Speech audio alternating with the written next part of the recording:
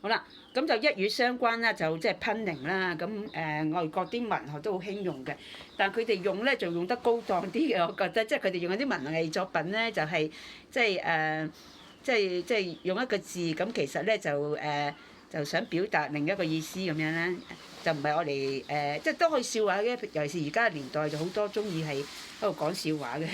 咁啊，我哋咧就以前古代作品咧，我就冇留意，即係都有嘅。譬如我俾咗例子你咧，就係清代嘅才子紀曉嵐。咁啊，清代之前有冇人講爛擊講笑話出名咧？咁就唔係好知嘅。但係呢個清代嘅才子紀曉嵐咧，就專講呢啲笑話嘅。咁而家呢啲笑話咧，就所謂叫鹹濕笑話啫嘛。即係特別廣東人啲笑話咧，就好多鹹濕笑話嘅。即係係啊，鹹濕即係有一啲。即係你知咩叫鹹濕咧？如果話一個男人鹹濕咧，就即係話佢成係啊，係啦，冇錯啦，鹹濕佬你聽過啦。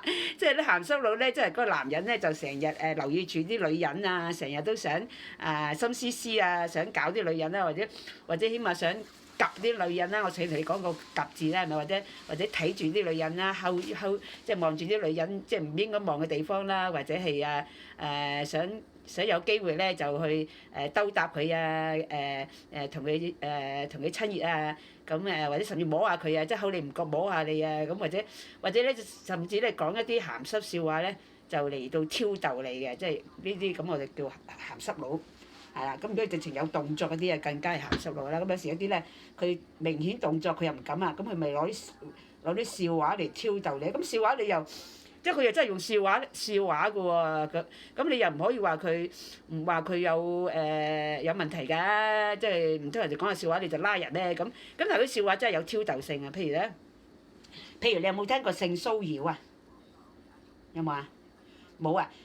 性騷擾嗱，騷擾咪即係disturb 咯，或者即係其實你可以解做physical assault 咯，因為性就係 sexual 啊嘛，即係如果你 sexual 即係 sexual assault。咁咪性騷擾啦，咁但係性騷擾個性啦，嗱呢個都係 punning 嚟嘅。咁性騷擾咧就個性係 sex 啦，咁啊另外咧性別個性咧又係嗰個性喎，同音喎。咁 punning 咧好多時咧我就係用一個叫做同音字，係咪啊？同音或者近音係啦，同音或者近音或者同義或者近義。咁嚟到帶出咧一個字或者詞語，但係咧係有雙重意思或者甚至係有幾重意思，係啦。咁多數都係用同音字嘅，因為同音字咧人一聽就識笑啦。即係如果你要諗好啦，喂同意啊！咁如果個人啲中文渣啲，唔知呢個係咩意思咪寫。但係如果除非佢唔識講嗰個語言嘅話咧，無論佢用普通話講又好，用粵語講都好，都有佢用嗰個音講嘅一啲同音字啊嘛。咁所以咧就如果你識個音咧，佢已經識笑啦。咁所以譬如話性騷擾個性咧，性別又係性啊嘛，即係 sex 又係性。咁姓名姓氏你個 surname 又係嗰個姓啊嘛，係咪先？啱唔啱啊？都係同音啊嘛。好啦，咁如果譬如我姓蘇啦，我姓蘇咁咪姓蘇咯，係咪？姓蘇係咪？咁頭先咪話性騷擾嘅，咁性騷跟住如果佢搞你係咪叫擾啊？擾即係 disturb 啊嘛，係咪？擾即係 disturb，咁騷擾就即係sexual assault。咁如果你性騷跟住你擾佢，咁佢咪話你性騷擾啦，得唔得啊？咁你明唔明呢個 punning 喺邊度啊？個笑話喺邊度？仲未識啊？因為比較難啲嘅，因為你唔識廣東話咧。即係如果識嗰啲咧，一聽見就笑㗎啦。但係你唔識廣東話又唔識個中文字咧，你就唔係咁易明啊！嗱，我再講多次啊！嗱，性呢個音咧，性別即係 sex 又係個性同音，得唔得？姓氏咧，surname咧又係性，即係姓氏同埋sex 咧，性別咧都係同音性，得唔得？你記住呢樣嘢先。好啦，咁騷擾咧。就係騷擾就係assault 啦，係咪啊？咁就係咁就 sexual assault 啦，係咪啊？咁擾咧，你可以話譬如上次我未話啊，如果唔好話搞啊，用教啊，蘇老師教喎，唔好話蘇老師搞嘅喎，因為你搞咧同埋個擾咧其實一樣嘅，即係話你 disturb。咁我哋口語咧搞咧就可以好多意思嘅，即係如果話個男人搞女人咧sexual assault 佢咧，我哋都用搞嘅。咁所以如果你話蘇老師搞我咧，就咁就大件事啦，係要蘇老師教我嚇。咁好啦，咁你知啦，搞同擾即係或者我哋叫搞擾都得嘅，咁就即係 disturb。咁即係騷擾咧就係、更加明顯咧，就話 sexual 方面嘅，即係加咗性咧就更加 sexual 方面得唔得啊？咁所以咧就係、如果你咁解性騷擾咧，你可以話 sexual assault 得唔得啊？可唔可以？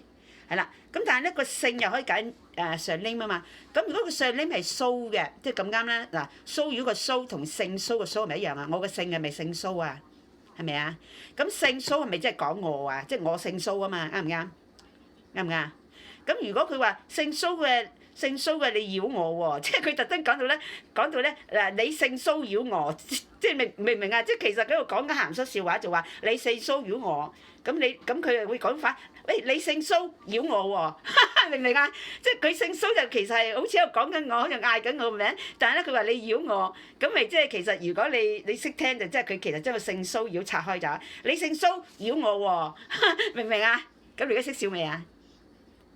仲未識笑啊？嗱咪咧，咁你又要聽笑話喎，又要聽 punning 喎，但係咧你就唔係好明嗰個笑點喺邊度，咁好難講到你識笑。但係你明唔明嘅意思先？明唔明即係性騷係講我先？明唔明先？即係如果個騷我姓蘇，咁性騷係咪就講緊我先？我姓蘇啊嘛，啱唔啱啊？啱唔啱？啱唔啱先？係啦，咁擾就即係擾就係搞佢啊 disturb 佢啊嘛。咁好啦，你將個性騷擾夾埋係咪即係等於 sexual assault 啊？如果你性騷擾夾埋一齊，就 sexual assault 啫嘛。咁如果你講到佢咧 in a way 咧，就好似係喺度嗌緊我性騷，係咪啊？跟住特登插就係停2秒擾我，咁咪其實即係話緊我性騷擾佢咯，明唔明啊？得唔得啊？明唔明？係啦，明啦嘛，而家明啦嘛，因為性騷擾就係 assault。OK，咁但係咧，我性騷擾佢咧，咁佢就即係其實喺度講緊我，即係但係咧佢又特登停講，咁我擾你啫，即係搞住你啫，即係冇嘢㗎，唔通我報警話，喂有個人話我性騷嘅擾佢喎，唔得㗎嘛，除非佢講到明話，喂你而家性騷擾我。咁我就告佢，喂佢無啦啦話我性騷擾佢，但係我係性騷啊嘛，咁佢嗌我，咁佢你唔可以話喂佢嗌你啫嘛，你係性騷喎，咁跟住話擾啫嘛，擾即係有啲人講粗口都講個擾字㗎啦，啱唔啱啊？係咪？咁佢就係咁樣嚟到係一來又講笑，二來就玩 punning，三來咧就好似喺度講你都冇去扶咁樣啦，咁佢呢一個就係一個好有印象嘅 punning。你而家明點解啦？係咪？明唔明啊？係啦，明啦。咁係一定要，咁呢個係一定要對性騷啲人先至起到個作用嘅，係啦。咁如果唔係性騷啲人就起唔到個作用啦嚇。好啦，咁另外一個咧，我上次同你講過便飯啦。咁便飯咧就便嘅意思咧就係我同你講過咧，大便小便啊嘛。仲記唔記得大便小便啊？即係 urination 同埋 excretion 啊嘛。咁大便小便，好啦，咁但係個便本身咧可以解 convenient。